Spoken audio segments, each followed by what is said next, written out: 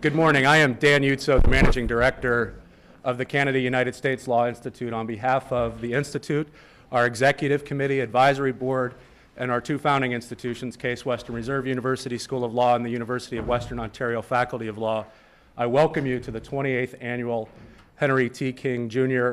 Annual Conference on Canada-United States Relations. For those of you that are first-timers, the bell is a tradition that dates back to that first conference, and you will be hearing that throughout this weekend's proceedings.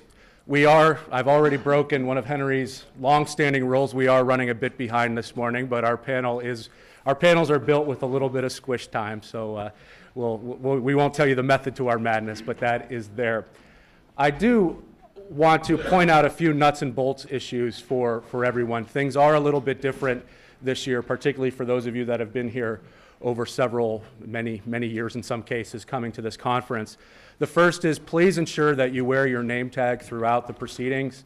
There's a very important reason for that. It's because we have a law school of about 600 students that love to eat the food.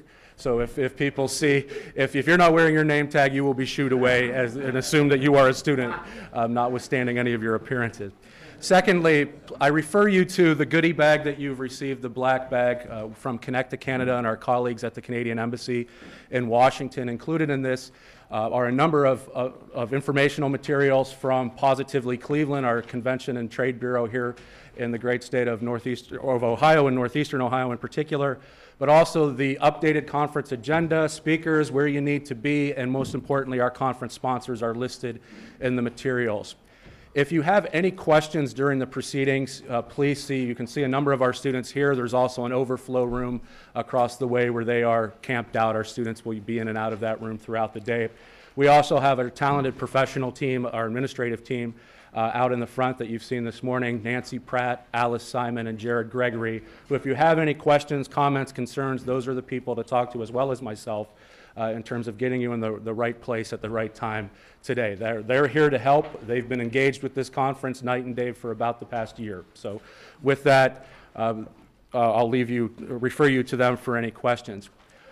I want to thank two people in particular for organizing this conference. Our two conference co-chairs, Chris Sands of the Hudson Institute and David Crane, a syndicated journalist in Toronto, who have dedicated essentially the past year of their lives to organizing this conference. Many of you have been on the receiving end of those phone calls asking you to come and speak or participate, and without them, this conference would not be possible. So thank you, Chris and David.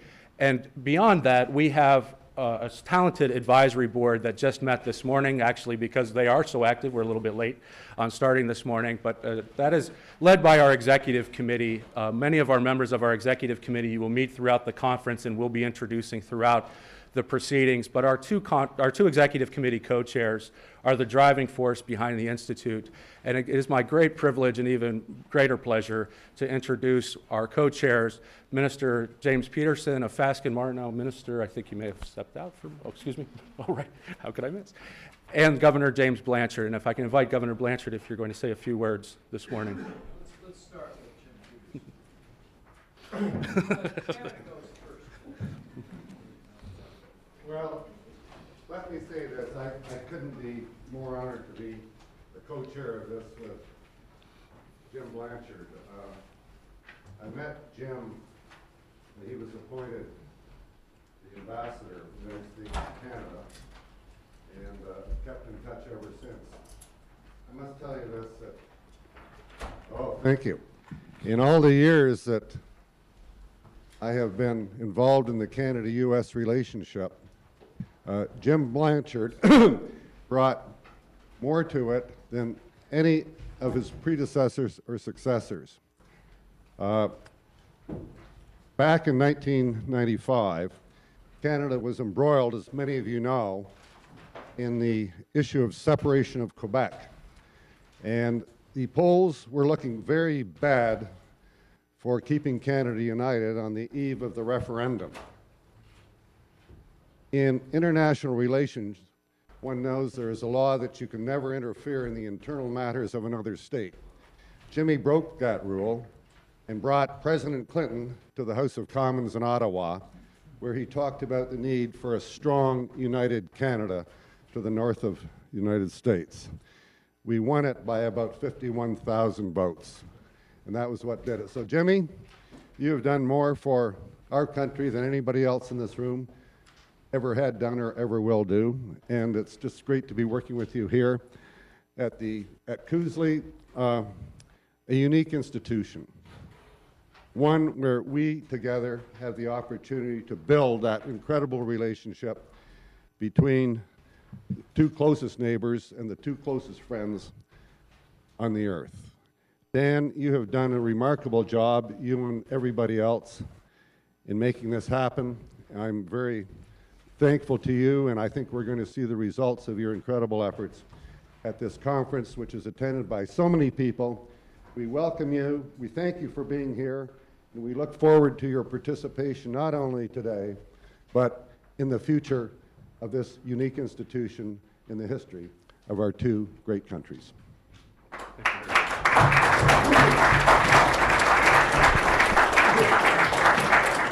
Thank you, Minister. Governor, did you have a few words?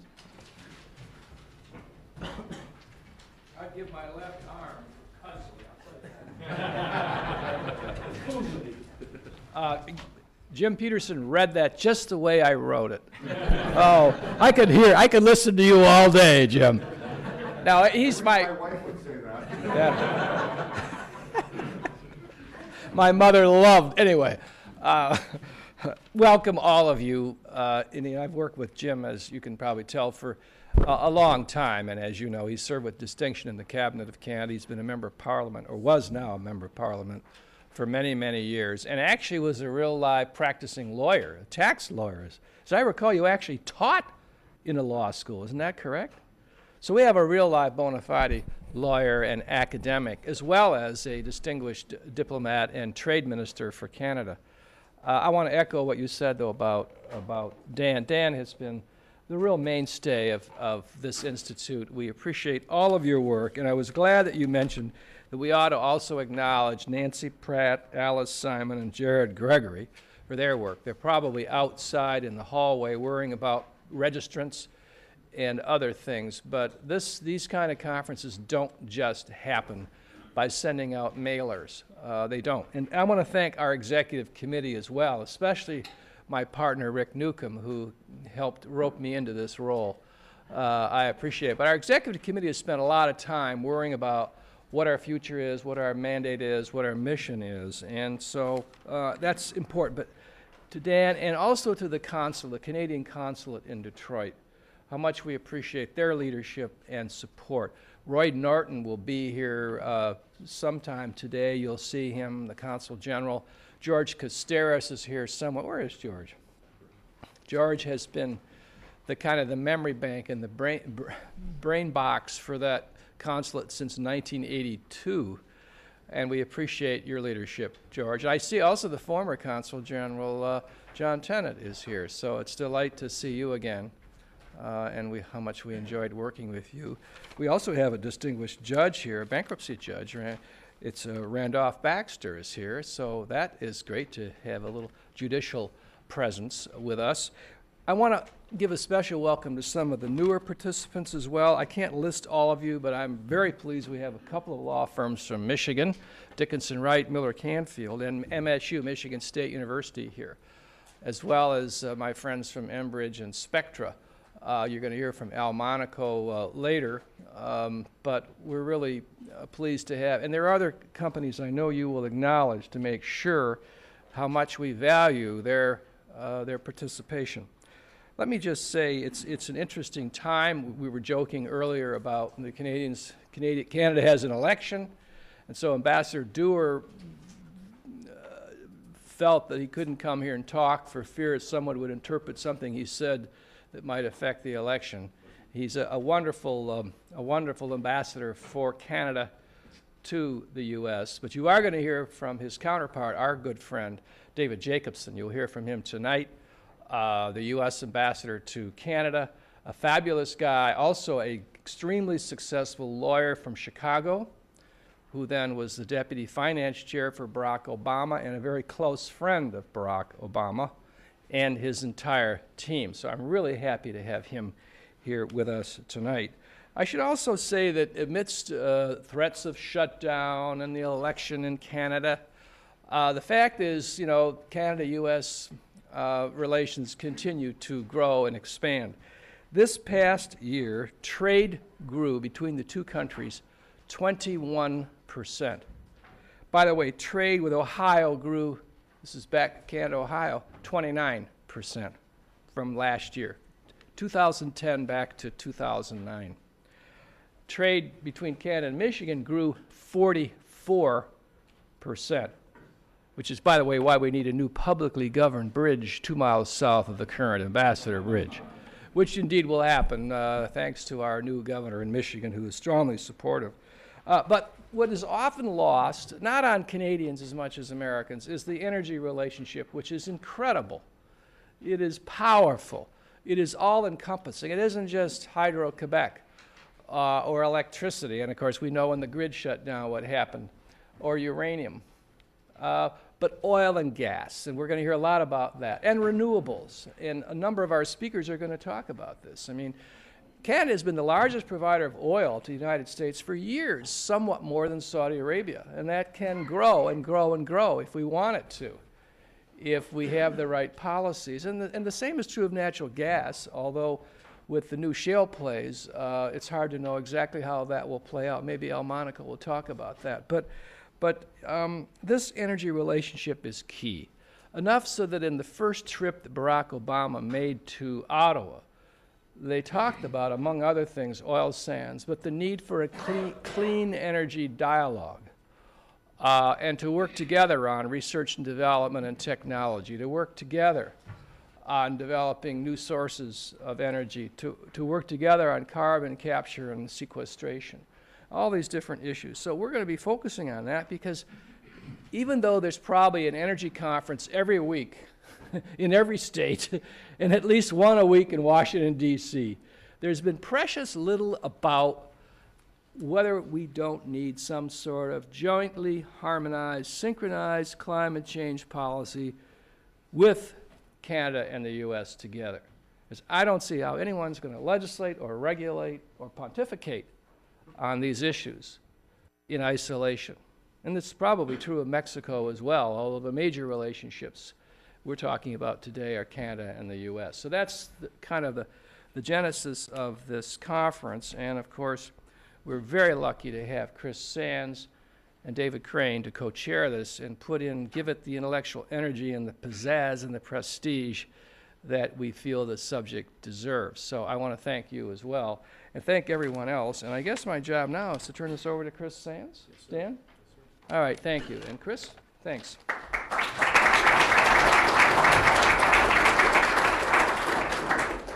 Welcome, everybody.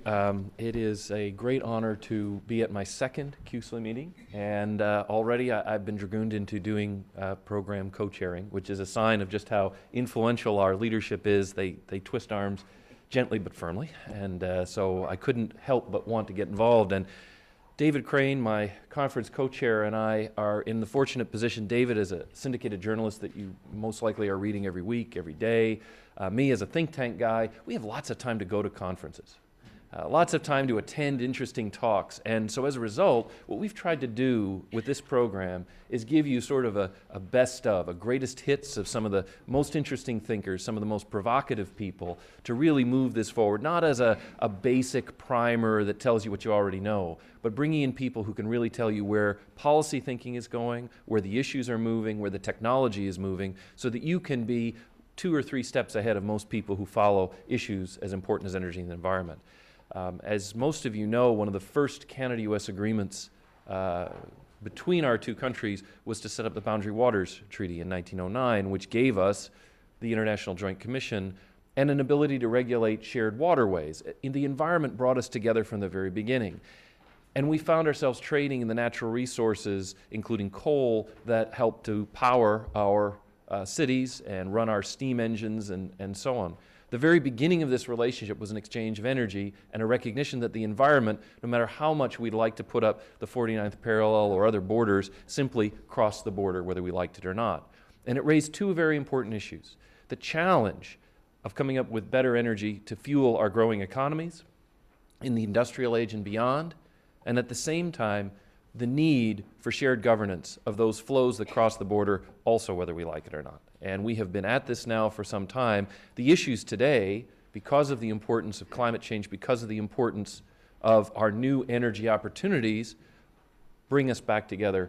And I think the people who should be on the cutting edge of this are you all, the members of CUSLE. You'll see from the program today a real smattering of just about all the major issues. We're looking at the future of fossil fuels, coal, natural gas, coal to liquids, as well as oil and cleaner oil. We're taking a look at electricity and the electricity grid. We're taking a look here at regulatory systems from carbon taxes to cap and trade and where the future might take us. We're looking at the interaction of the two systems between Canada and the United States and how our interaction can either compete or bring us together. We'll take a look at some of the new thinking on commercial freight and what we could do to address a particular sector. We'll look at the role of the states and provinces. This is not just federal. And we'll try to make sure that they're given their due, and we'll look at where they may be innovating and showing the way. So it's an exciting program. We're very pleased to have had that chance to pull it together for you. We want your feedback as well, and you'll see David and I throughout the conference. Please let us know what you think is working, what you'd like to see included, and we'll make sure that all gets back to the future. So with that, let me just stop and introduce my very distinguished, more distinguished than me, co-chair for the program, David Crane, to introduce the first panel.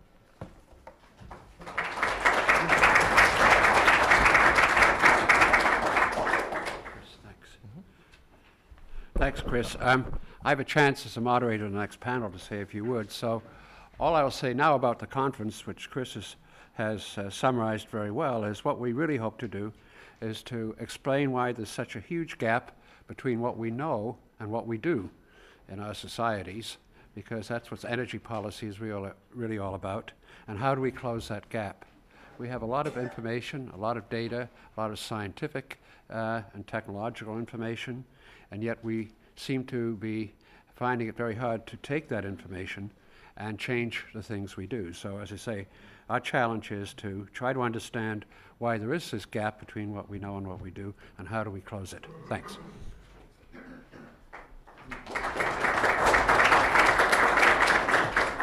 Don't sit down just yet, David. I would invite our first panel down to the podium, Carl, Meera, and David, if they could come to the moot court bench. I do have, while they're coming down, did you want to?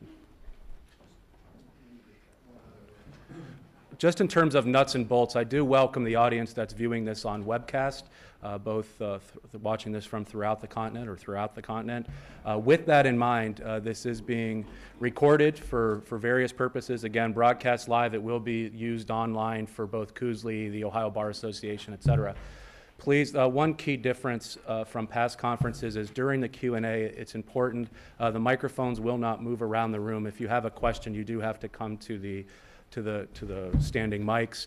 Please, for the purposes of court reporting, you can see everything is on the record, so to speak. So if you could just say your name and your affiliation. If you have a funny last name, something not unknown to me, please, you may want to give a spelling there as well. And in the vein that everything is on the record, in your materials, you have the most up-to-date, hot-off-the-press version of the Canada United States Law Journal, which is last year's edited proceedings and some student work that has been published. So we encourage you to review this. Again, this will be published. These proceedings will be published. And we welcome the many students from Case Western Reserve, as well as our guests here from the University of Western Ontario that have traveled. And you can see those faces throughout. I note that this is getting into finals times for our students. So this, you may see people studying furiously while they're listening, but we do welcome our students, and this is part of our overall program here at Case Western Reserve and the University of Western Ontario. So with that, I'll turn it over to David Crane. Dan, what time do you want us to finish it? 10:30. We're good? 10:30. 10:30? Okay. I'm sorry, Governor, you had something as well. No, only that when we get the transcript of the proceedings and the speakers will be allowed to edit to make sure that we didn't mishear what was said. We will then try to do this in a timely fashion. We will share it with our government leaders on both sides of the border and try to actually get them to read it as well. So that we'll have some legs. Absolutely. Thank you, Governor. Go ahead. Thank you. I'd like to welcome everybody to this panel. We have two very distinguished panelists who I know will help us launch this day and a half of discussion. I'd just like to start off, though, by making 2 or 3 comments to provide a little bit of context which went into our thinking as we started the conference. And first of all, to underline the point that energy is about much more than just energy. It's about national security. It has to do with the exposure of our electrical systems to acts of terrorism. It's about exchange rates and currencies. It's about industrial restructuring and the impact on jobs and growth and inflation. It's about capital flows. It's about the environment, and especially climate change and clean air. It's about research and development policy. It's about economic philosophy. Do you believe in just letting markets decide how these things will be settled, or a more interventionist type of policy? It's about foreign policy, and it's about competition between evidence-based findings and ideology. And so it's more than just about what we put in our gas tank or what turns on the light each day. It's very interesting that the U.S. trade deficit last year, oil accounted for more than 50% of the trade deficit. I mean, everybody focuses on China, and there's a lot of China bashing that goes on. But if the U.S. really wanted to improve its current account situation, it could be much more effective by addressing the issue of oil imports. And if we look at the price of oil today, over $100 a barrel, at the IMF and many of the economic policy making groups, the assumption is that going forward, oil is going to remain above $100 a barrel. That's very expensive. It has huge implications. This year, for the first time, it's estimated that OPEC's export revenues will exceed $1 trillion. Think of that going forward. Year after year, the OPEC countries generating more than $1 trillion in export revenues, what that's going to mean for financial markets, for exchange rates, for capital flows, all of these kinds of things. It has huge implications for the US dollar and its future role.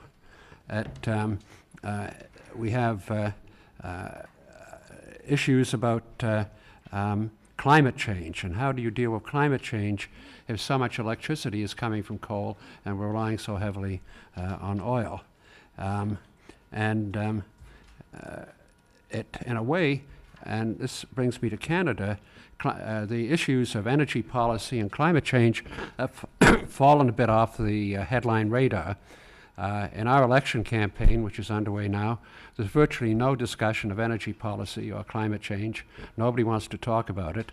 I think that's partly an outcome of the serious recession that we've been through. And so we've been much more focused on how do we prevent the next Great Depression, how do we restructure our banking systems, and now how do we deal with the ongoing problems of unemployment and fiscal deficits and these kinds of things. But the climate change issue is going to come back.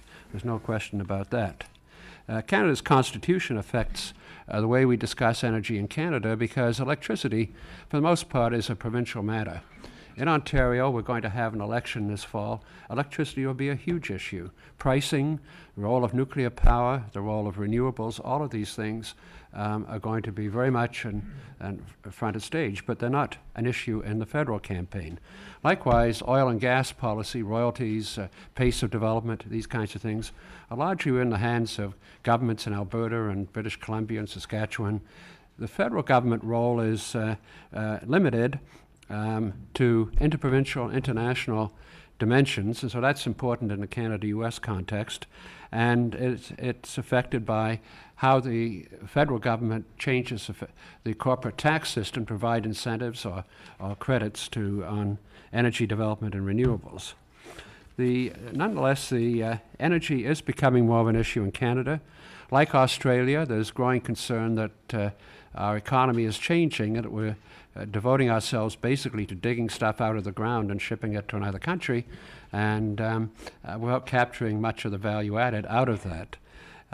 This has a big impact on our exchange rate. Our exchange rate is now 103 US cents.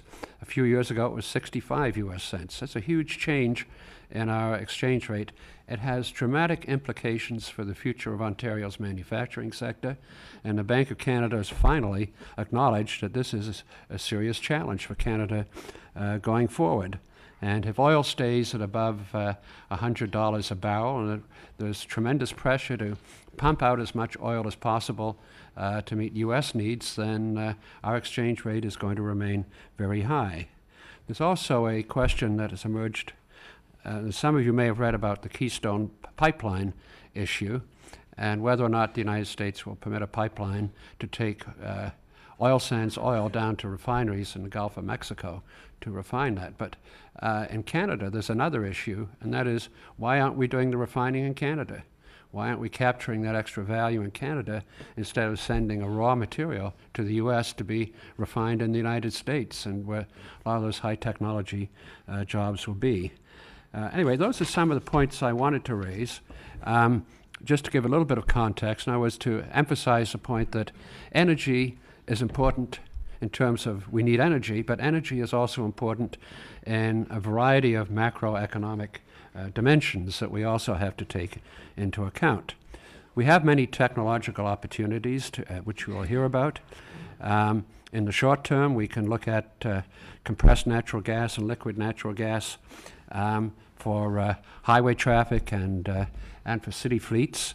That can take some pressure off oil demand. There is a question of shale gas, whether it's environmentally feasible.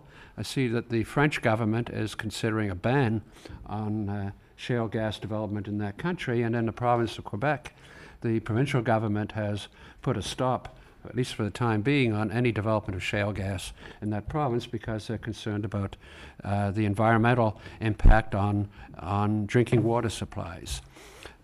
We still have hydrogen as a longer-term opportunity in electricity, smart metering, but to really realize the benefits, it seems to me we have to get fiber to the home at some point to do this. We have challenges in electricity storage. We're building all this wind and solar power. Can we store that electricity that when it's not needed?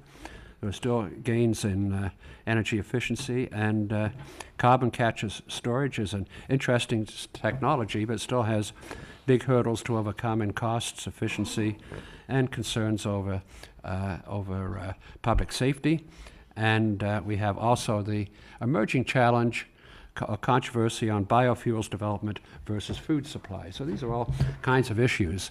So we have two very good speakers to speak to us today, starting with Carl Brewer, who has, I think, can bring us a lot of useful insight into the technology side and the choices we face there. And so I think if we start with you, Carl, and then we'll come to your presentation after that.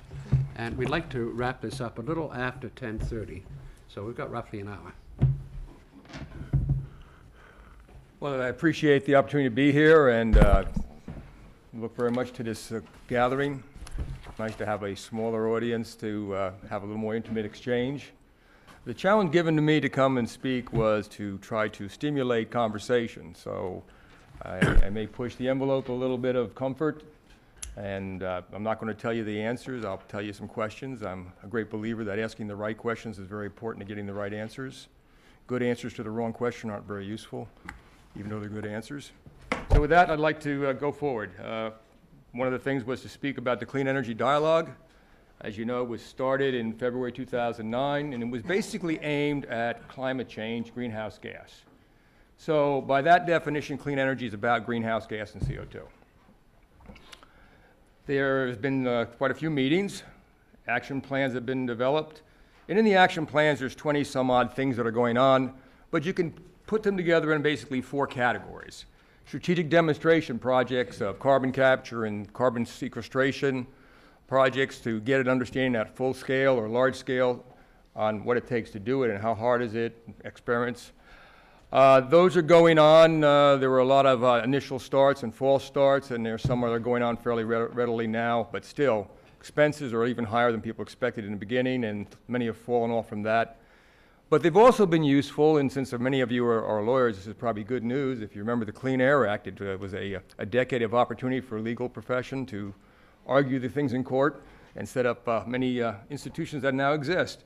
And I think we'll see the same thing here as we argue about pore space and rights and march-in rights and eminent domain. And suppose one person doesn't want to let them have the pore space. How do you deal with that? And those things are happening. The alignment of key regulatory standards is another area which I think would be important. I do agree with the observations of the introductory speakers that it would be good if we could agree with each other about how we regulate certain things so we could have some uniformity of acceptance and discussion. And in fact, basically, if you haven't noticed, the CO2 either goes north or south depending on how the wind blows, so it's very hard to just put the wall up and say, we'll deal with it this way. If you remember the acid rain discussions, there was a lot of argument about that too. I'm giving away my age, I guess, but collaborative R&D, that's happening. The intellectual property arguments continue to be an issue, so the basic research is fairly good exchange and published, but there's a great concern about intellectual property, and so anybody who's spending their own money to invent something or have a good idea doesn't necessarily want to lose the upside of that good idea. That also becomes an issue internationally as we try to work with the Chinese and other countries that have large growths in carbon-producing electricity, so that they would not necessarily come back and sell us the invention we made at a lower price and we could afford to make it ourselves. And finally, public awareness and outreach. That's there, quite frankly, my opinion is that's probably the area that the weakest amount of results have taken place. If you think about David's introductory comments, why are we talk one way and do other things? A large reason is, and why is it not part of the electoral discussion? It's because the general population hasn't really come on board one way or the other. We have some that argue one way, some that argue the other, but there's a large mass in the middle that aren't sure which way, and they're not even sure if they care which way, quite frankly, because economically, it's a very important issue to them, only from the standpoint of price. So where are they on the dialogue? Working groups have been established and they're communicating. I guess I'd sum it up, and there are some things that come out that we read. 2 years later, 3 years later, we are still in a good conversation, as is often the case. I would say there's one other observation I would share, which I think really needs to be remedied if you want to have success, and that largely, and I forget which one of, might have been you, Governor, but spoke to the fact that industry is who owns the energy space. Who puts their capital into it? Who puts the energy efforts together? Who puts the labor force together? It's not governments. Governments regulate, they stimulate, they put policy in place to encourage or discourage certain things, and those all have effects and are essential, and especially some certainty. But in the United States and Canada, largely the big money that causes things to happen in the energy world is from industry, and if you don't bring them to the party in a more meaningful way, you get where we are, which is the very dynamics, we'll call it politely, of lobbying and other things that go on to inform various voting members of what's important, what's not important, as well as they're probably doing a better job of communicating than anybody else. And so there's those things that happen. So that's not bad or good. It's the way our societies were set up to operate. But it is a difficult thing, and I really suggest that we find a better way to have industry and their needs and concerns more adequately addressed. So you kind of summed this slide up for me. I don't know, you can't see it, I guess, but it's a slide that I like to use to talk about strategy for energy. Yeah. And it may look awful simple, but basically there's three major categories, and David, you kind of mentioned them all three. Yeah. And the environmental and sustainability one is a combination of regulations and policy, and then the economics that cause those things to be met, which you go into the lower left-hand circle, the economic affordability or viability. Can you really afford what you want to do? You know, I drove up from where I live. I hate to tell you I live down near Pittsburgh because I want to get out of here today, but anyway, the reality is I wanted to drive a Maserati up here, but you know, I don't even have a Toyota. And I looked at my checkbook and I figured I'd drive the Toyota.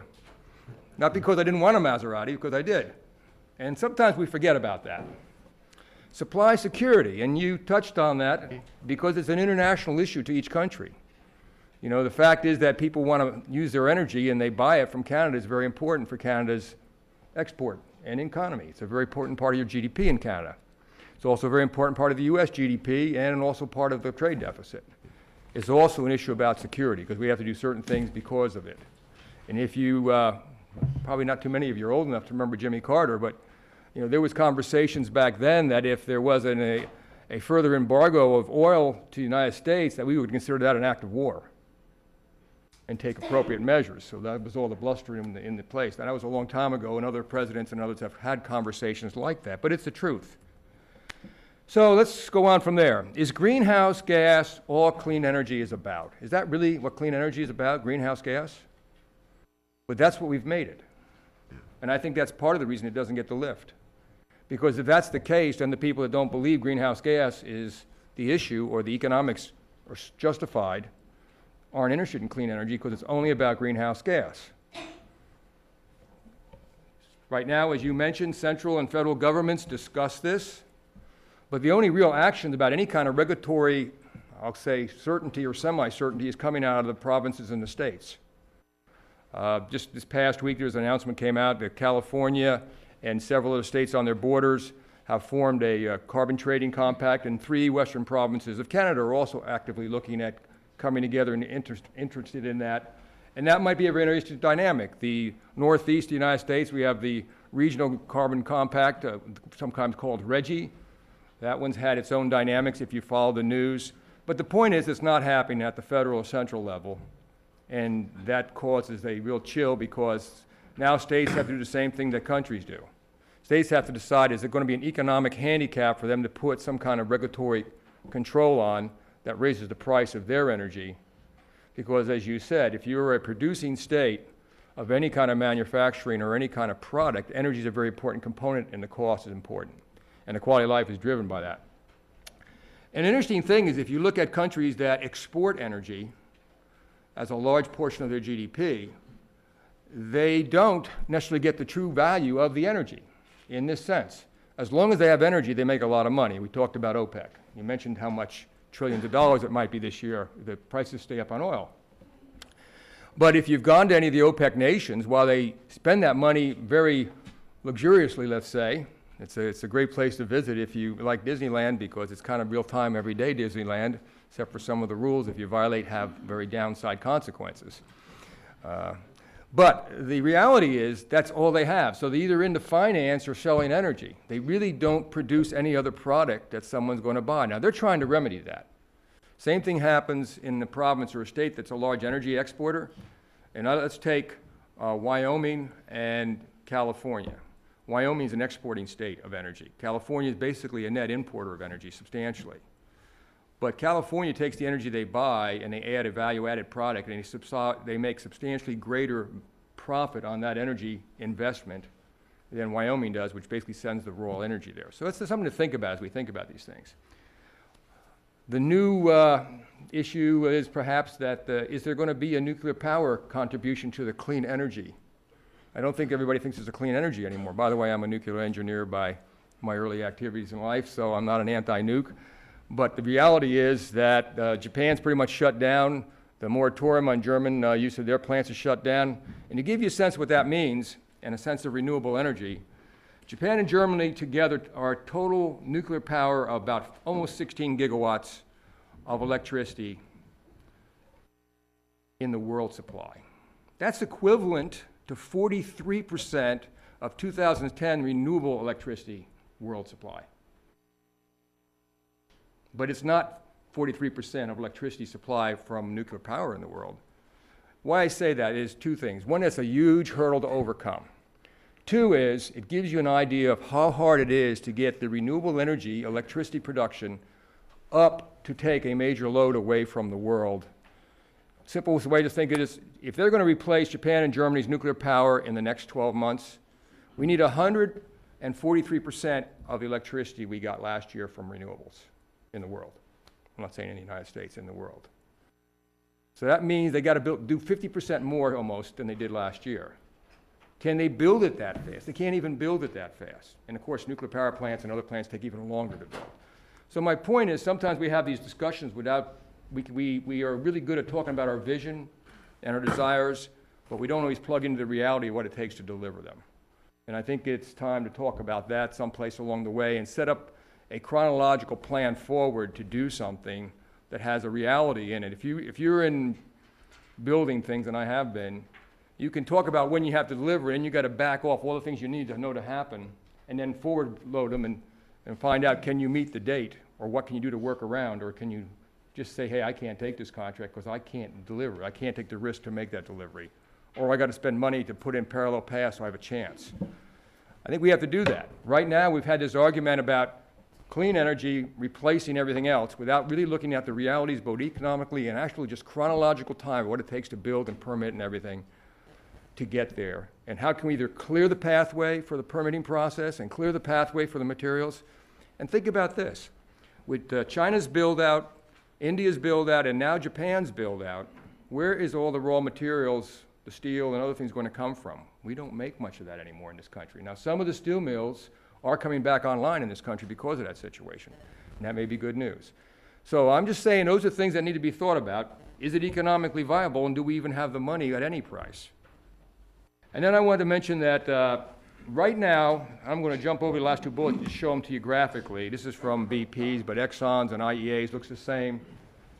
The one on the left is basically OECD, or the developed nations, and how much energy they've used. The kind of line down the middle is 2010 to give you a reference point. And you can see projected outward, very little growth, about 6% to 2030 of energy consumption increase. Look at the non-OECDs. This year they develop more than we do. Next year, but by 2030, they need 68% more, or in other words, they're going to need 168% of what they used last year. So that has a lot of ramifications about what you're going to do. One is, they're going to be wanting to build stuff, they're going to get the materials, they're going to get everything they need, or they're going to pay for it and they can. Two is, we don't have a turnover or a stock that fast. You know, if you talk about stranded assets or you talk about corporate investments that have been made, those capital investments can't just be thrown away because the corporation loses value when you do that. So when you tell somebody they're going to shut down, if their financial model for a particular billion-dollar investment was that they amortize it or pay it off or write it down over 20 years, and 10 years through it you say, well, you can't use it anymore, you just messed up their entire balance sheet because everything was planned around certain things. And that has impact potentially to their stock and the value and the ability to get more money going forward. So we have a major issue on where does capital come from. By the way, the chart on the right, it shows by 2030 where the energy fuels are, if you will. And you might notice the top of the chart is renewables, and the lower three stripes are still fossil energy, and nuclear is the thin gold slice. And I don't know what that's going to mean now based on what's happened in Japan and all the world comment and emotion around it, but it will at least be delayed. Different way to look at the same thing, and I'm not going to cover that. So again, is greenhouse gas all clean energy is about? Is there anything we should consider besides? Renewable energy, local, regardless of the cost of where it created the most efficiently? It's kind of what we've been doing. When a state or a province passes an RPS, Renewable Portfolio Standard, they assume it's going to be met. Now, how it gets met, they kind of think because they want the green jobs in their province or state, it will be met locally. But it may not be practical to meet it locally. It may be more economically viable to bring it in by wire or pipeline or by truck, depending on whether it's ethanol or electricity or whatever. Well, how about then transmission? Should expensive transmission built be to move the renewable to where it is wanted from where it is most efficiently made? Well, you can see those first two bullets are kind of a trade-off discussion that maybe economics and other desires come into that discussion. But we aren't dealing with them very well. Because who pays for the transmission is the big issue right now, at least in the States, because they're all basically siting and regulation are all dealt with at the local level by and large, and the willingness for FERC to be able to do things has been pushed back in the court systems even after a law that was passed several years ago. So is electricity still the province and state managed issue, or is it a central or federal government issue? And what does that mean? Because it really, except when it's interstate, is really not a federal level in the United States, at least supposedly. And then I put down the fact, and I say fact, that water and energy are codependent. They are absolutely codependent. And the worst case example I can use is California, in the sense that in California, 10% of their electricity, 30% of their natural gas is spent on energy, on water rather. Cleaning the water, pumping the water, moving the water, and of course, they move the water from the northern part of the state to the lower part of the state, it's even higher. That's a large piece of their energy pie going for water. Should water impact energy choices? Should water, and David, you alluded to that when you talked about water and biofuels. Yeah. And I have a couple of charts on. So should water be a more active consideration in the clean energy discussion? Would that change it some from being purely CO2? I suspect it would. So there's a water energy nexus. I talk about this often. I won't belabor it here with you, but I just put a few slides in that I'll finish up with. This little cartoon basically doesn't have farmland in, but I will address that in a minute. But basically, you know, you need water to make any thermal energy, and I'll show you what that means in a minute. You need water for cooling it. You need water for drinking and for citizens to use. And you need energy to make the water available and move it around and clean it and reuse it. So withdrawal versus consumption. This is for the United States. Basically, this is the withdrawal of water for use. I say use and withdrawal. I didn't say consumption. So you can see that irrigation or agriculture and thermoelectric power production, which includes geothermal, solar thermal, nuclear thermal, which is the only way you use nuke right now, coal, natural gas combined cycle. The combined cycle of a natural gas plant uses water in the steam cycle. All those add up to that thermoelectric, and then you have the other areas. But how much is really consumed by those areas? In other words, consumes means I can't have it back until it rains and comes back to me in the groundwater, by the river, by the lake, or whatever, as compared to I just put it back in where I got it and somebody else could use it, although it's a little hotter. So you can see agriculture uses a lot, and that would be expected. But the other areas don't really use that much, so we might be able to manage our water more wisely and actually find some efficiencies in the economy of scale that would actually save energy and make more water available. That just goes what I already said about who uses the most in the thermal cycles. And it's really interesting that geothermal steam is basically the largest consumer of water when it's application. They're improving on that. And there's even a look at using CO2 as an alternative to water as a working fluid for geothermal. Water demand for biofuels, all this chart basically tries to say is if you want 2 gallons of gasoline, it's one thing, that's the equivalent of 3 gallons of ethanol, and that takes between 2,000 and 4,000 gallons per bushel, and 1 bushel makes 3 gallons. You need a lot of water to grow corn to make ethanol. I'm not going to talk about the food offset, only to give you an anecdote that there was a decision I was informed about while I was in work at DOE 7, 8 years ago, where they were going to talk about ethanol and going to ethanol, and somebody said, well, you know, it's not going to be a food problem, and somebody said, well, we don't really use food corn for ethanol. I didn't say that. I come from a farming background, just in case you know. My brother's still a farmer. The point of the matter was, no, we don't use sweet corn for ethanol. That's true. But, you know, we do use what's called sometimes field corn or cattle corn for corn syrup, you know, corn muffin corn, you know, if you like grits, you know, all those things and many other things. And if you look how much is used, when you look at it that way, it's a huge issue. And by the way, it's also in tortillas and other things. So it shows how having the wrong information can lead to the wrong conclusions. And it's very important to have informed decision makers. So back to the original chart, and I'll be done. Is energy strategy. Now, what's changed on this chart besides putting a bullseye where we try to have the most amount of overlap so we can make the best decisions? And how we do it. If you remember the first chart, the arrows on each circle were pointing away because each, just like us, we all like to be in charge of our own lives. Every circle wants to move away and be in charge. And frankly, for the last 2 decades, environmental has been largely in charge and driven the train. I'm not saying that's bad or good. I'm just saying that is. That's been our biggest concern. But the reality is we ought to be trying to drive those circles together so we have more choices. So sometimes we'll be more in the economics issue than maybe the supply security issue, but if we're in the overlap issue, it's a better place to be than purely in the economics issue or purely in the environmental issue.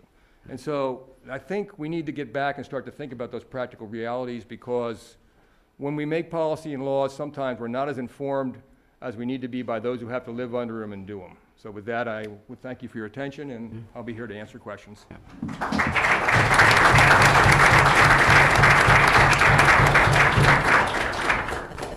Carl, thanks. That was a terrific start, I think, to our discussion. You raised an important point that always troubles me, and that is that politicians are great at setting aspirations, but they usually leave the how part out of the thing. So I remember Nixon's energy strategy, Carter's, I covered all those things, and it was always aspirations. By 2015 we'll do this, or by 2010, never told you how. And that's where we really, as voters, we have to be much more concerned. Well, how do you intend to do this? And so we see Obama's desire to reduce U.S. oil imports by a third by 2025. How are they going to do that? We see issues such as people say we don't have to worry about coal, we've got lots of coal, and carbon capture and storage will take care of that. But we still don't have a commercially feasible system of carbon capture and storage. Are we going to get one? What price are we prepared to pay for that kind of thing? So these are, and you mentioned water. Of course, water is a big issue in the oil sands development. And the industry claims for their newer facilities that they recycle about 80%, but that still leaves 20% that doesn't get recycled. And so that's an issue of concern locally in Alberta as well. Our next speaker is Meera Fickling. And Meera, you've been here before, so you know the routine, and you gave a terrific presentation looking at what various jurisdictions were doing on climate change the last time you were here. And you're from the Peterson Institute for International Economics in Washington. It used to be the International Institute for International Economics, I guess, until Peterson gave them a lot of money and got naming rights. But they're doing a lot of very exciting work on these issues of energy and security and climate change. So, Meera, look forward to hearing what you have to say. Thank you.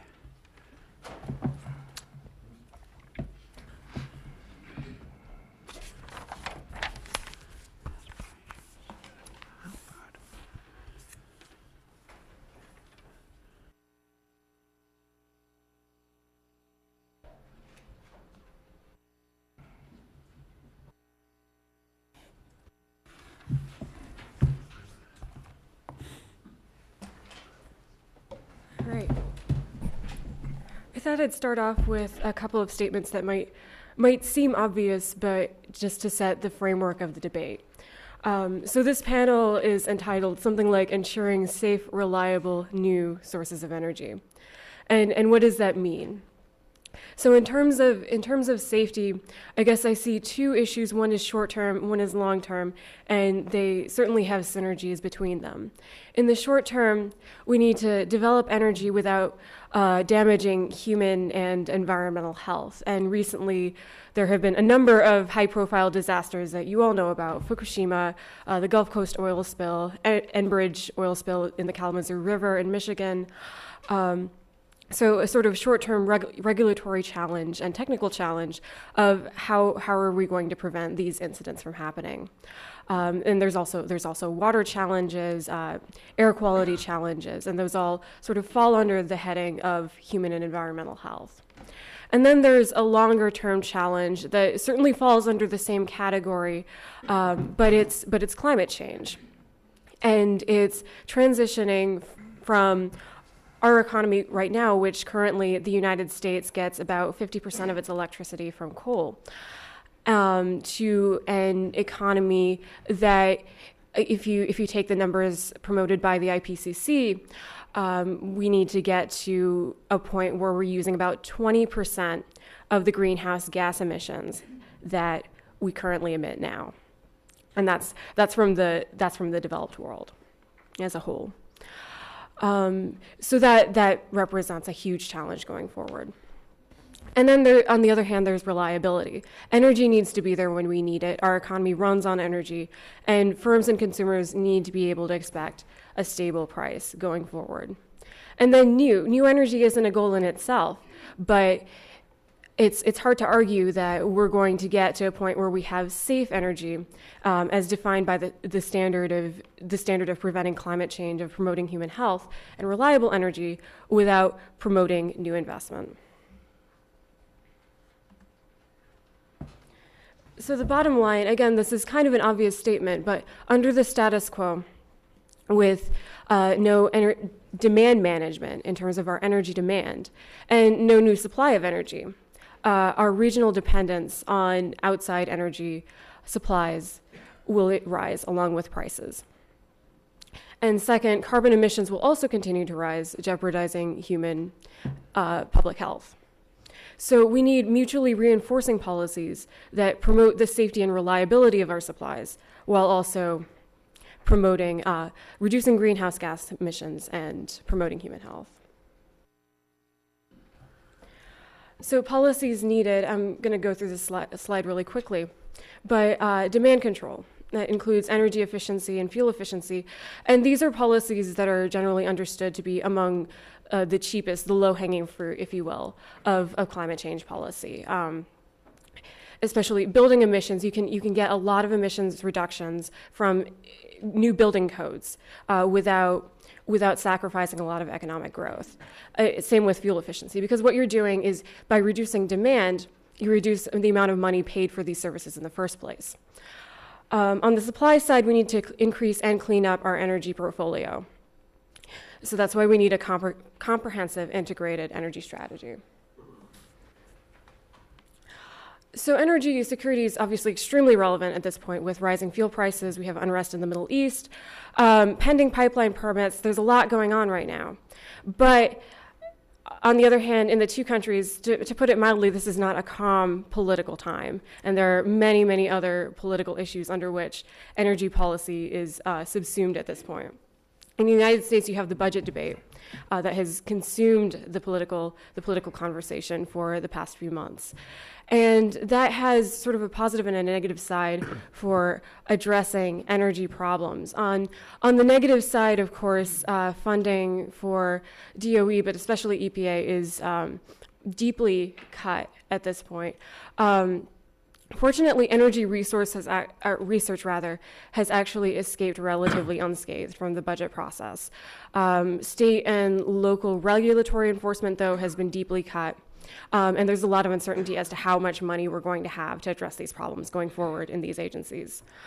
On the other hand, on the revenue side, right now the focus is almost entirely on spending cuts, and nobody really wants to talk about new taxes at this point. In the next couple of years, though, I mean, currently with the budget debate that we've been having, as acrimonious as it has been, we have not been able to cut nearly as much of our pending budget deficit as is necessary by cutting discretionary spending. It's just not, it's not possible. It's not, there's no way we could put enough on the table to really make a meaningful gap in our budget deficit. So it's likely in the next couple of years, the conversation will turn to revenue. And where are we going to get that revenue? And probably the most likely solution really is doing something about the Bush tax cuts. But some people who know what they're talking about have suggested that instead of maybe raising income or payroll taxes, we might want to consider, say, a consumption tax, or under that, maybe an energy tax. So that might be on the table, even though it's not on the table right now. And of course, there's been a huge backlash against cap and trade and other sort of regulatory measures on the stick side rather than the carrot side for dealing with renewable energy. But it could become part of the conversation going forward. Now, the second part of our political dynamic right now is the backlash against any sort of government mandate, which has really become quite extreme. And recently you have in the Senate Energy and Natural Resources Committee bills that passed almost unanimously, or measures rather, that passed almost unanimously through the Senate a few years back, including, for example, you have light bulb standards.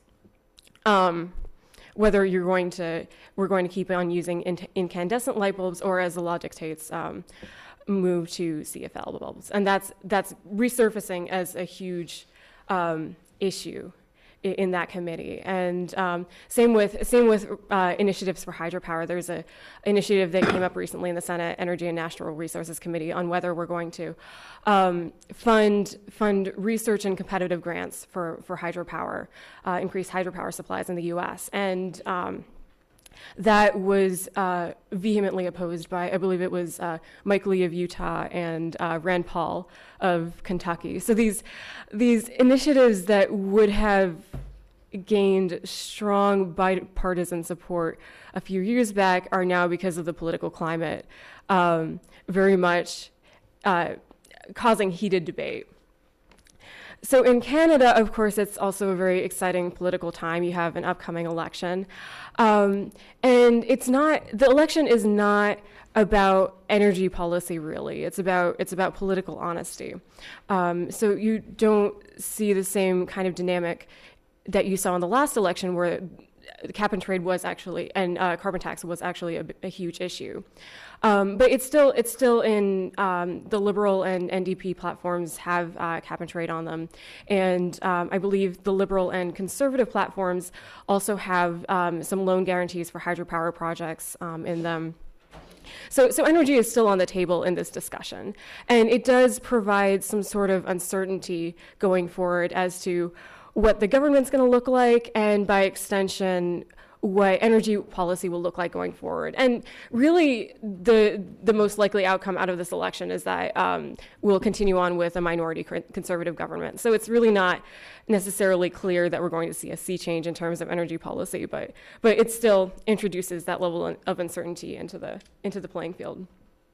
And also another dynamic that Canada has been wrestling recently with regard to energy policy is what the U.S. is going to do. Canadian exports to the United States of energy-intensive goods are huge. Canada is our biggest supplier of paper, of iron and steel, chemicals, cement, by far. And so these sectors are very important to Canada. And the question is, can Canada go at it alone and adopt its own energy policy, or will it have to follow in the U.S.'s footsteps in order to maintain economic competitiveness? And that is a major conversation that has been occurring between the Conservative Party position, which is basically that it has been for the past year and a half or so, that we can't do anything without the U.S. We have to follow in the U.S.'s footsteps. And other players, such as you have the National Roundtable for the Environment and the Economy in Canada, which has recently promoted a sort of transitional policy where Canada does a little bit more than the U.S. on the climate change file, has a slightly higher carbon tax. We don't have a carbon tax at all, so say their tax would be never exceed 20 Canadian dollars per ton past the U.S. So it would start at 20 Canadian dollars per ton, and then if the U.S. went forward, it could rise from there. And they have sort of promoted that as a way to sort of balance the competitiveness mandate and the environmental mandate without going too far to either side. So how are we doing on energy policy? There has been, on the climate change side of things, there has been some action on energy efficiency and climate change in the federal levels in both governments.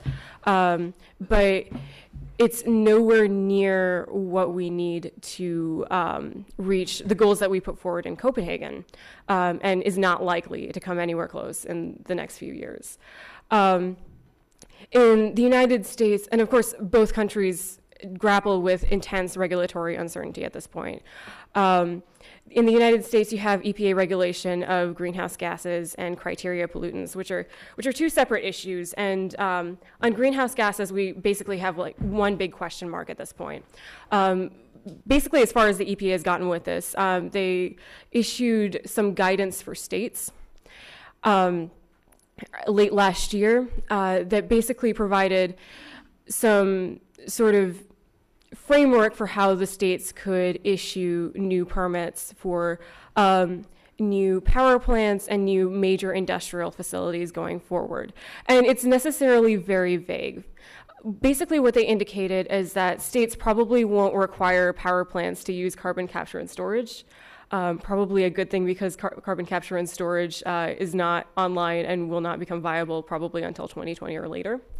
And they will not require fuel switching in between coal and say biomass or natural gas. So, but they will require some sort of energy efficiency improvements, or they will require power plants to use the best available energy efficiency technologies. So it's really unclear at this point what exactly that means, and especially what exactly that means for the future of coal going forward. And in terms of the national regulation, the NSPS regulation, they haven't come out with that guidance yet. They probably will later this year. So that's one big question mark. Now you get to criteria pollutants, and that's where a lot of analysis has been done. Although the analysis that has been done is really all over the map. You have EPA saying that, 25 gigawatts of coal-fired power will have to be retired. That amounts to about 8% of the electricity that we get from coal. And then you have Credit Suisse and NERC, on the other hand, saying that we're going to have 60 gigawatts or 70 gigawatts retired, which is a much greater percentage. You're getting up to a fifth of our coal-fired power. So the estimates, the range of estimates on this are huge. So there's some uncertainty in those terms as well. You have fuel efficiency standards through 2016, and also in the Senate and Environment and Natural Resources Committee, there's been some discussion of a clean energy standard. If you watched Obama's State of the Union, he called for this, and meanwhile, Jeff Bingaman and Lisa Murkowski, the Democrat and Republican leader of the Energy and Natural Resources Committee, have been grappling over this, and it's really not clear yet whether they're going to be able to come to a meaningful compromise on what such a standard should entail. But it is on the table right now. And in Canada, there has been some progress, although mostly a wait-and-see approach with regard to the U.S. Last summer, they announced that coal plants that will become, reach the end of their economic life by 2025 will be phased out unless they can make significant energy efficiency improvements. So that encompasses 33 out of the 51 coal plants that are currently in service in Canada. So that is a big deal. And earlier this year, Peter Kent gave a major speech at the Economist Club about Canadian energy policy going forward, and it wasn't terribly specific, but they did mention some sort of sectoral approach that might be implemented. So I guess that is also forthcoming. Much of the action right now is not in the federal government. It is at the state and provincial levels, but this has really been dwindling since a lot of these initiatives were announced, 3 or 4 years ago.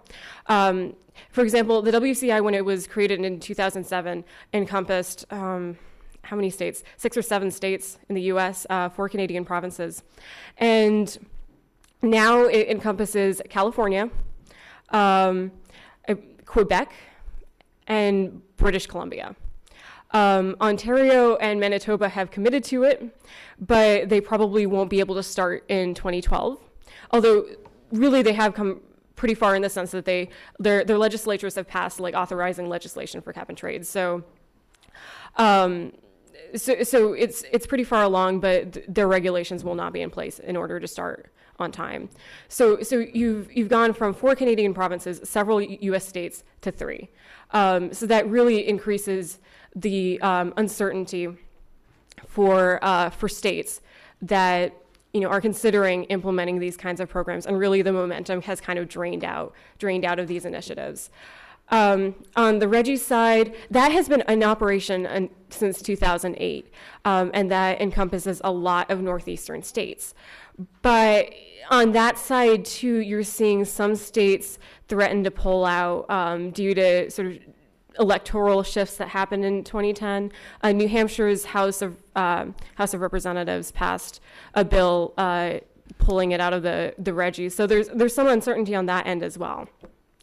And you have a ton of state performance standards. I mean, renewable portfolio standards, energy efficiency resource standards that are on the table and that are doing good things. But in terms of these major economy-wide initiatives, things are really starting to stall now, even at the state level. And meanwhile, on the side of traditional energy supplies, there's a lot of doubt in terms of major sort of development initiatives. On offshore drilling in the United States, Ken Salazar has, as of this year, started to lift the moratorium on drilling permits, and there have been a couple that have now been released from that. But it's still slower than industry would like, and it's not clear exactly when that's going to speed up or if it's going to speed up. In terms of the Keystone XL pipeline, will it be approved? And that runs from Alberta over to the Gulf of Mexico in the United States. So last year, the State Department seemed to indicate that it would be approved. And then since then, you've had challenges from EPA, you've had challenges from DOE, and also, somewhat surprisingly, you've had challenges from Nebraska local politicians.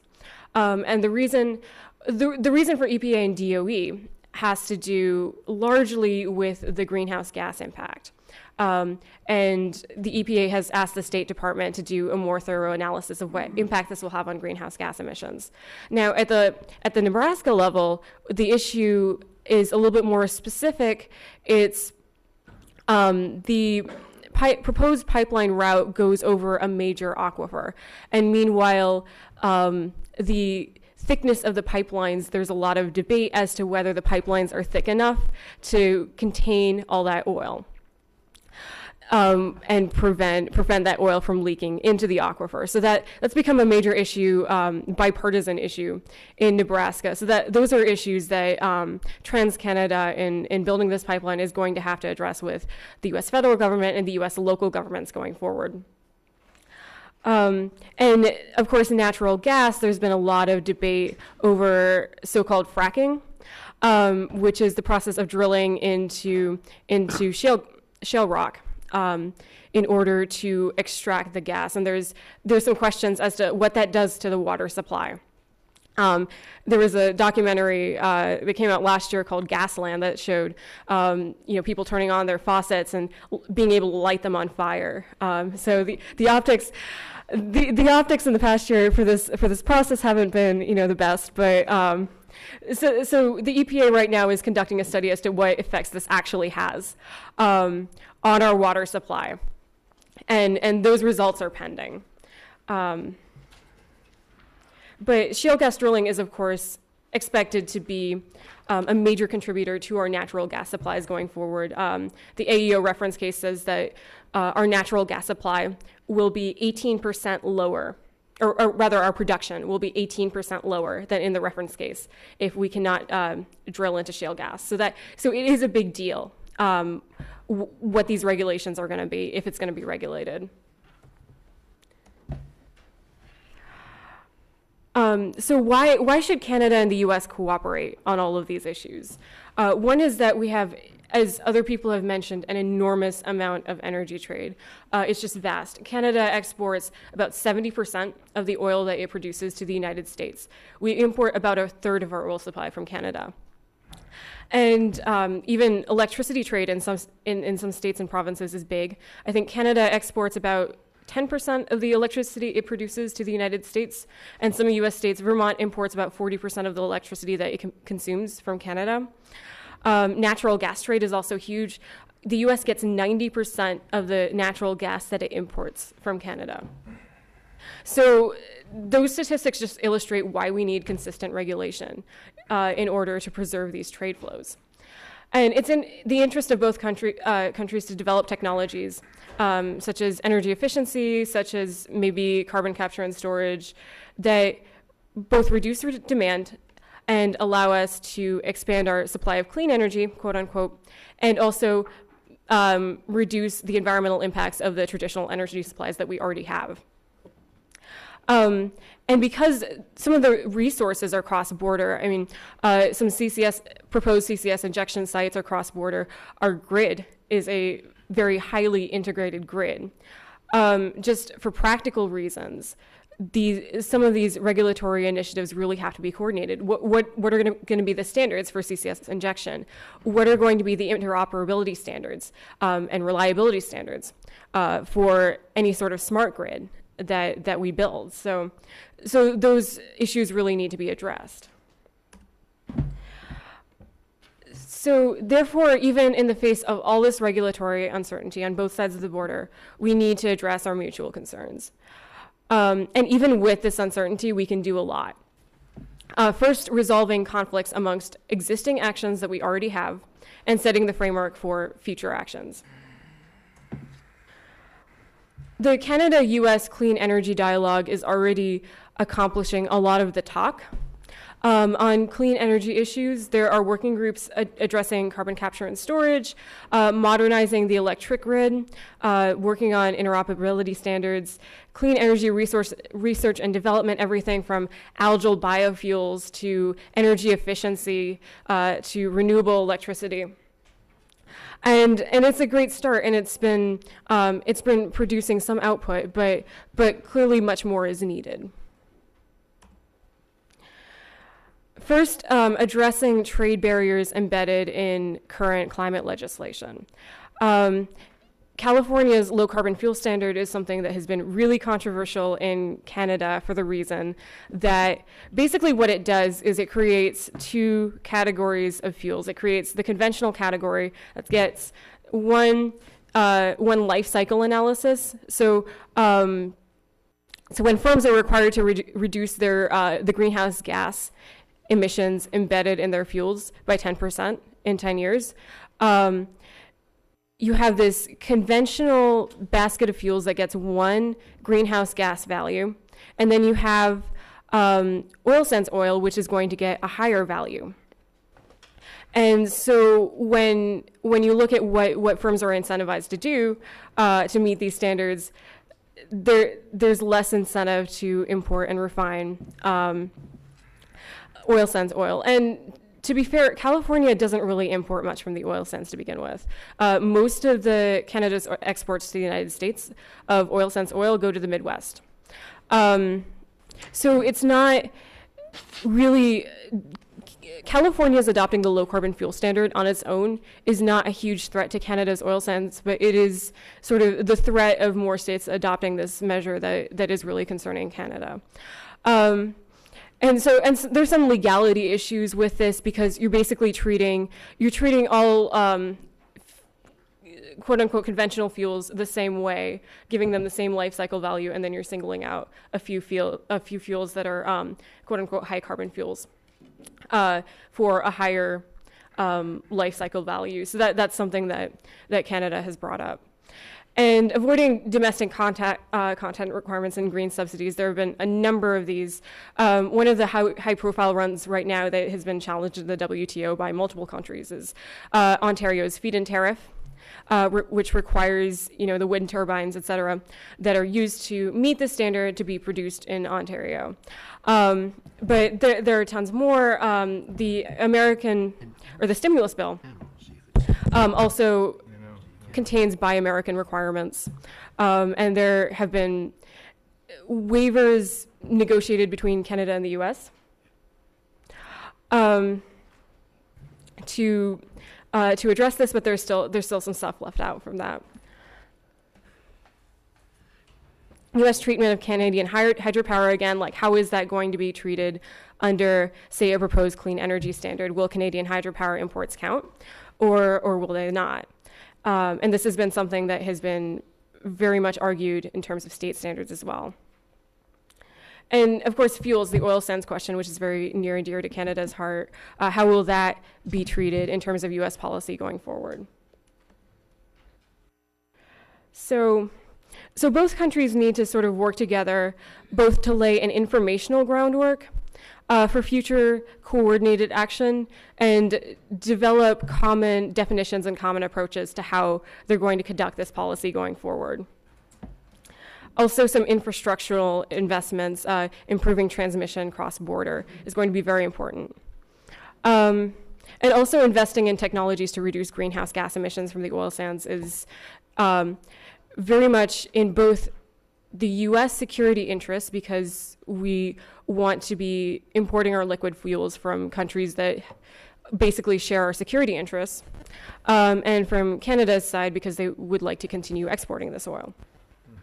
And finally, studying options for coordinating our policies going forward, should they arise. And that concludes my presentation, and I look forward to your questions.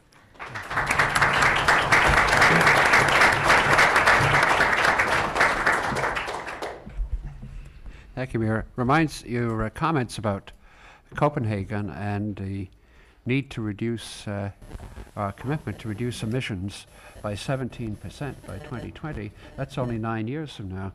And so we're off to a slow start, and it's pretty hard for us to put pressure on the Chinese if we can't meet our own commitments. The shale gas thing is very important. There are serious environmental concerns, and, there are serious environmental concerns on shale gas, and I think that what we're going to need, and I think you pointed this, is the public has to have good third-party, objective, scientific analysis, which sets out whether or not this is technologically environmentally feasible, or what kinds of regulations have to be imposed. So the public has to be able to trust the regulations. I think that's the the huge challenge. We have time for a few questions, but not many, so therefore I would ask if people wouldn't mind keeping their questions very short and directing them to a particular panelist. We don't need to have each panelist answer every question. And the questioners, I hope, will include the students as well as the gray heads. So let's see, who's got the first question?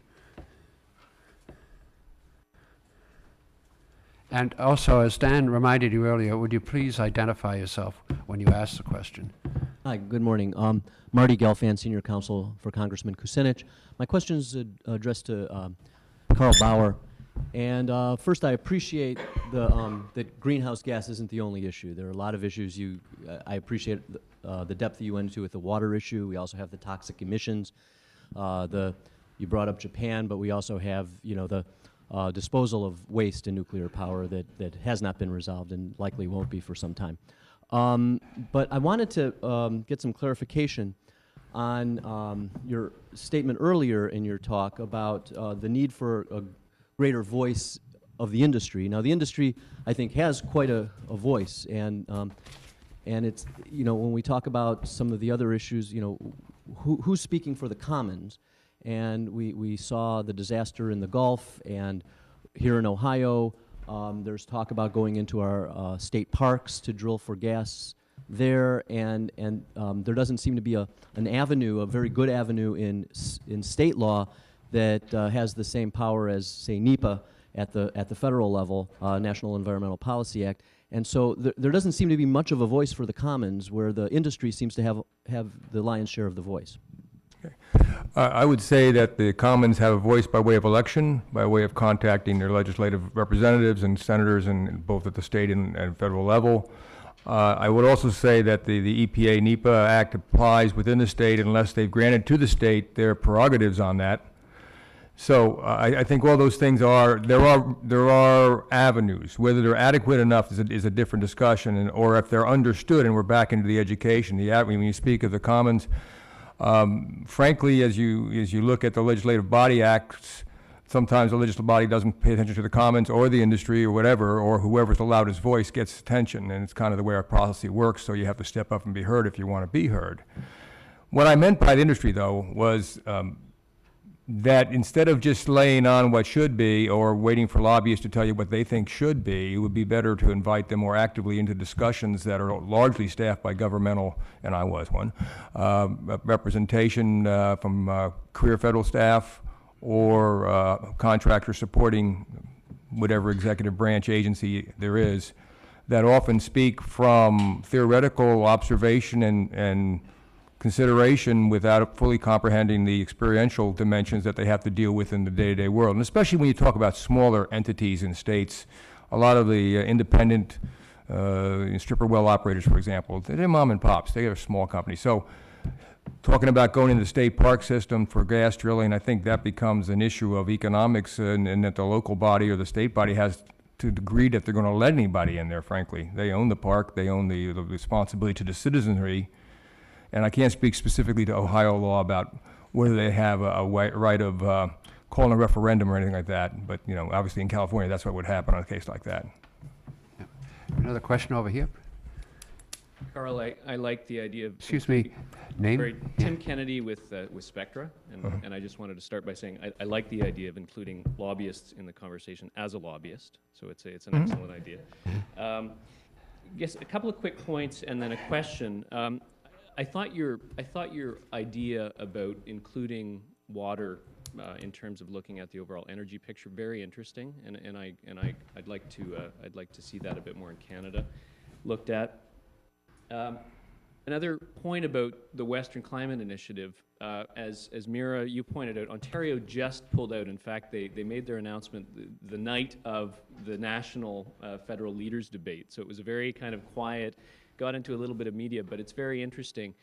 BC is facing a serious situation, and it relates to natural gas production, which Spectra is very much involved in. We're looking at in BC a 30% increase in greenhouse gas emissions because of shale gas development. And you can see how that's going to be a major, major conflict for them as they consider their continuation in WCI, which is very unlikely. My question, Meera, is at the beginning of your presentation, you mentioned how we need to develop energy in a very environmental and human health, in a responsible way that protects human and environmental health. One of the things, though, related to that I think is entirely missing in the conversation about energy development is the issue of risk. And a question to Carl, and maybe to you as well, Meera, is how do we build, or can we build, the issue of risk into our government presentations, conversations about energy production, because it is missing. We have this polarization of, happy, friendly, renewable energy, petroleum resources, bad, ugly. I would argue very strongly that natural gas sits right in the middle. It's a huge foundational fuel. But how do we build risk, and can we do that into the government presentations about energy production? Thanks. That's a great question. In a way, I think it's already built into a lot of the regulation. I can only speak to the United States because I'm not sure how these processes in Canada work. But a lot of the time when agencies go through with regulation, they do end up considering a number of factors, including risk to human health and risk to the economy, and certainly developing a broad framework for that is very important going forward. On the WCI, I think I've also heard about the conflict between shale gas development or gas development in BC and their environmental mandates going forward, and it's going to be a huge issue. And there's also been a change in power of the in terms of the ruling Liberal Party, and it's not really clear how the new leader is going to address the WCI going forward. So that's also an issue of huge uncertainty. So I think you're right. I think with these state and provincial initiatives, when it has come down to the wire, especially in the WCI, there's been a lot of pushback, and it has been very hard for many of these states and provinces to keep their momentum going forward. If I could continue, yes, in the permitting process, many times there's an area of risk considered. You could ask the question by way of interpretation, then the judge of the risk may interpret it one way, and a different judge would interpret the same presentation slightly differently or even very differently. So consistency would also be what I would look for in the risk approach, which would lead it towards some more of a modeling or formulation type approach, but that's not fully satisfactory. You mentioned BC's 30% increase in CO2. What that really leads you to the question is the CO2 burden on the producer or the user? And if you think about the fact that most of BC's gas is going elsewhere, there's a CO2 release when they produce it, there's a CO2 release when it's combusted and utilized or converted to some chemical. There's still a reduction. So how does that get more properly dealt with, and who gets which piece of it as far as the total cost would be one way I would suggest to look at that in a more balanced way, which leads us to the talk of both of water and of CO2. And as we found in ethanol and some other products, as you start doing a more full-term life cycle analysis of them, you find that the numbers change radically, and even the discussion whether the numbers are correct or not, I'm not certain, because I've only looked at the paper recently from Cornell that was just released a week or so on the potential increase of gas through the methane release. So I think all those things need to be more wisely constructed, and that's one of the reasons I think that perspective needs to be brought in by those who have to live under it rather than those who are writing what they have to live under only. I don't think it should be one or the other. I think there needs to be a balance, and that's good. And then possibly even since these things do affect the provinces and the states, which is where the real rubber meets the road, there needs to be a more active engagement of those entities in the regulatory discussion rather than purely federal mandate that then has to be interpreted, and then we go through the court battles of interpretation because certain things weren't even thought of or understood. I think, I hate to do this, but I think we'll have to move to our coffee break and try and keep somewhat on schedule. I think what has been interesting this morning is just to hear of the extraordinary complexity of the challenges we face, which raises a question of whether our political institutions are capable of dealing with these challenges in a timely manner. I mean, this really, ultimately, these are political decisions. And that's, to my mind, the greatest source of pessimism is the reluctance or the inability of our institutions to come to grips with making what are very difficult decisions, which are going to create winners and losers, going to lead to price changes, all kinds of things, and trying to sort of skate by this. But so that, as I say, do things have to get worse before they get better? It's something to think about. I think our two panelists have given us, with great clarity, much to think about, and have started this conference at both a high intellectual level and a fairly high practical level as well. So I think we should show them our appreciation.